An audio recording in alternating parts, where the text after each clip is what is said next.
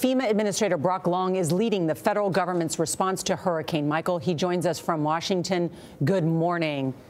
Good morning. You look at Hurricane Michael, and it is now being described as an extremely dangerous Category 4 storm. What is your message to the millions in the storm's path?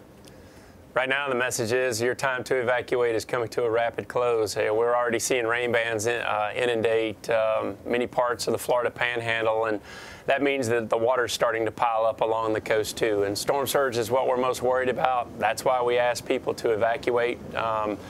And we just hope that people have heeded the warnings and are getting out of harm's way. There's always somebody, though, Brock, that doesn't heed the warnings, no matter how many times you say it.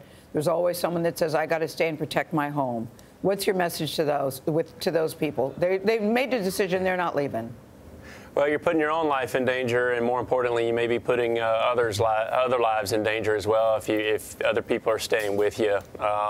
It's truly unfortunate. I mean, we saw this in Florence. You know, we put the warnings out, and a large portion of people died in their vehicles driving over flooded-out roads, even though we're saying turn around and don't drown. So this is just an unfortunate element that comes with all of these storms. And every day, you know, the guys behind me at FEMA, we try to push the preparedness message out and tell people why we ask them to evacuate. But unfortunately, there's always people that seem to know better than us. And you're still working on the aftermath of Florence just a few weeks ago. Do you have enough resources now to prepare and deal with Michael?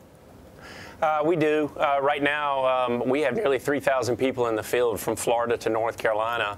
The unfortunate aspect about Hurricane Michael is that this is going to not only be a massive hit to the Florida Panhandle and the coast, but it's going to maintain hurricane force winds through the state of Georgia, as well as dump additional rainfall across the Carolinas. And with Florence, you know, the Cape Fear River just started to recede around October 8, October 9, but you know, they're forecasting another 3 to 6, possibly 8 inches into the Cape Fear River Basin, which is truly unfortunate. Administrator Long, there's the population of Florida is a little bit different than other places. Older residents, some of them can't get out. Are there preparations being made for nursing homes and hospital facilities to deal with power outages and those challenges?